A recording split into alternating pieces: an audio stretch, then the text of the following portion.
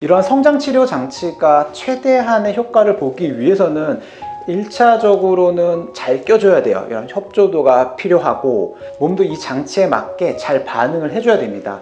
이 두 가지가 잘 맞아야 또 좋은 결과가 있을 수 있고, 그거보다 더 우선적인 거는 일단은 진단이 중요합니다. 과연 이 장치를 써도 괜찮은지 효과가 있는지에 대해서는 자세한 분석을 통해서 주치 선생님 결정을 하시는 거고, 협조도와 몸이 잘 적응해 주는 거, 이런 게 잘 맞아 떨어져야 가장 좋은 결과에 이를 수 있다고 생각이 듭니다.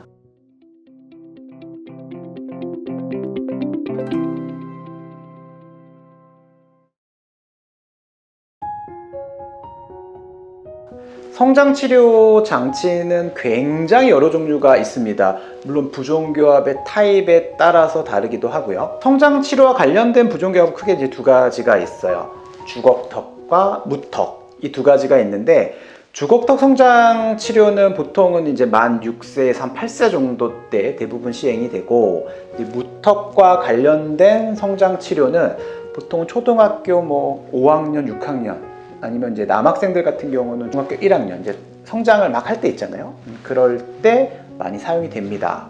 이제 성장과 관련된 여러 가지 성장 치료 장치들을 아마도 다 써보신 원장님들은 흔치는 않으실 거예요. 왜냐면은 이걸 환자한테 시험 삼아 적용해 볼 수는 없거든요. 보통은 인턴 레지던트 때 이제 전문의 수련 과정을 걸칠 때 그 대학 병원에서 많이 썼던 장치를 원장님들이 이제 개원과에 나와서도 많이 쓰시는 것 같아요. 그런데 각 대학마다 선호하는 장치가 조금씩 다르거든요. 그렇기 때문에 우리가 이제 저쪽 병원 갔더니 이런 장치를 추천해주고, 또 이쪽 병원 갔더니 좀 다른 장치를 추천해줬을 때 고민이 생기시는 분들도 많이 계실 텐데요. 결론적으로 말씀을 드리면 사실 어떤 장치를 쓰던지 거의 결과는 비슷하게 나오는 것 같아요. 그래서 제일 중요한 거는 원장님이 가장 자신 있어 하는 장치를 추천 받으시고, 또 이제 그 원장님을 믿고 치료를 하시는 게 이제 중요하고, 그런 장치의 종류는 사실 환자분들이 결정하는 것보다는 담당 원장님이 추천해준 장치를 쓰시는 거를 적극 추천을 좀 드립니다. 액티베이터는 주걱턱에 사용하는 액티베이터도 있고요, 무턱에 사용하는 액티베이터도 있는데, 무턱에 사용하는 액티베이터가 좀 더 비중이 많을 거예요. 보통은 클래스 2 액티베이터라고 얘기를 합니다. 이 클래스 2 액티베이터의 기능은 작은 아래턱을 전방 성장으로 유도하는 이제 그런 기능이 있고, 치아들의 각도도 개선해 주고요, 어금니의 정출을 촉진하는 그런 기능이 있습니다. 그래서 이런 기능이 잘 발휘될 수 있는 부종교합 타입일 경우에만 이제 사용을 하게 되고, 무턱이라고 무조건 다 액티베이터를 끼지는 않습니다. 성장치료 장치 중에는 모자처럼 쓰는 그런 이제 헤드기어라는 장치들도 있고, 얼굴 앞에다 쓰는 페이스 마스크라고 하는 장치들도 있는데, 액티베이터는 입 안에 넣는 장치입니다. 이 액티베이터는 하루 종일 끼는 장치는 아니고요, 자기 전에 껴서 다음날 아침까지 끼는 장치입니다. 성장 호르몬은 밤에 많이 나오기 때문에 요 시간대를 이용을 해서 이제 끼게 되는데요, 부피가 있다 보니까 아이들이 이걸 처음 꼈을 때 조금은 불편함을 느껴요. 적응하는 기간이 필요하고, 보통은 일주일 지나면 대부분 적응을 합니다.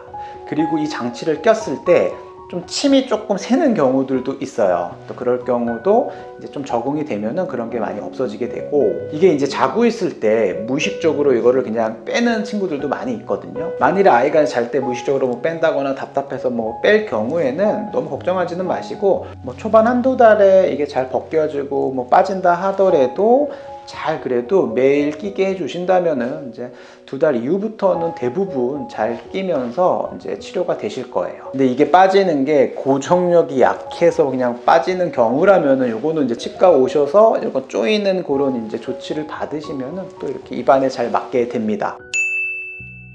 그리고 이 장치를 끼는 기간은 보통 6에서 한 12개월 사이가 제일 많은 것 같아요. 물론 더 짧을 수도 있고 더 길 수도 있는데, 보통은 6에서 한 12개월 정도 끼시고 경과 관찰한 후에 이제 장치를 붙여서 하는 교정으로 갈지 말지, 이렇게 아마 결정이 되실 겁니다. 일반적으로 클래스 2 액티베이터를 끼는 시기는 유치가 빠지고 영구치가 나는 그 시기 때 많이 껴요. 그렇기 때문에 이걸 하나 맞췄는데 영구치가 나오면서 또 안 맞을 수가 있거든요. 그럴 때는 이제 한두 번의 교체는 필요할 수가 있습니다. 액티베이터를 굉장히 열심히 잘 끼는 친구들은 이 액티베이터가 치석으로 막 덮여 있어요. 근데 그만큼 잘 꼈다는 건데, 이게 매일매일 닦아주지 않으면은 막 침 성분이 들러붙어서 뭐 한 1, 2주 지나면 이제 노랗게 이렇게 묻는 부분들이 생기거든요. 그렇기 때문에 하루에 한두 번 정도는 흐르는 물에 깨끗이 닦아주시고요. 이거를 입에서 빼고 나서 그대로 방치를 하게 되면은 이제 침 성분들이 늘러붙어가지고 지저분하게 됩니다. 그렇기 때문에 이걸 빼자마자 바로 이제 흐르는 물에다가 한번 세척을 해주는 게 좋고, 그리고 칫솔을 이용해서 닦아주시고, 뭐 칫솔에는 치약을 발라주셔도 전혀 문제가 안 됩니다. 일각에서는 치약에 있는 연마제가 장치에 스크래치를 일으키고 그 스크래치 사이에 세균들이 껴서 결국에는 뭐 세균들이 많아진다라는 걱정스러운 얘기들이 있는데요. 이 장치는 뭐 이렇게 평생 쓰는 장치는 아니고, 끼는 부분은 굉장히 표면이 거칠어요. 그래서 벌써부터 스크래치가 다 나져 있다고 보시면 돼요. 그런데 그래도 치약으로 이렇게 꼼꼼하게 닦으신다면 그 사이사이에 껴있는 세균들이 꼼꼼하게 제거가 될 수 있기 때문에 개인적으로는 치약 사용하는 건 전혀 문제가 안 된다고 생각을 합니다. 그리고 마지막으로 이 장치는 처음부터 막 열심히 끼게 해주시는 말고, 일단 한 뭐 2, 3일 정도, 일주일 정도는 자기 전에만 끼게 해주시고, 아이가 이 장치에 잘 적응할 수 있게 조금씩 끼는 기간을 늘려주시는 것도 적응하는 데 있어서 좋은 방법일 수 있습니다. 이러한 성장치료 장치가 최대한의 효과를 보기 위해서는 1차적으로는 잘 껴줘야 돼요. 이런 협조도가 필요하고, 몸도 이 장치에 맞게 잘 반응을 해줘야 됩니다. 이 두 가지가 잘 맞아야 또 좋은 결과가 있을 수 있고, 그거보다 더 우선적인 거는 일단은 진단이 중요합니다. 과연 이 장치를 써도 괜찮은지, 효과가 있는지에 대해서는 자세한 분석을 통해서 주치 선생님 결정을 하시는 거고, 협조도와 몸이 잘 적응해 주는 거, 이런 게 잘 맞아 떨어져야 가장 좋은 결과에 이를 수 있다고 생각이 듭니다.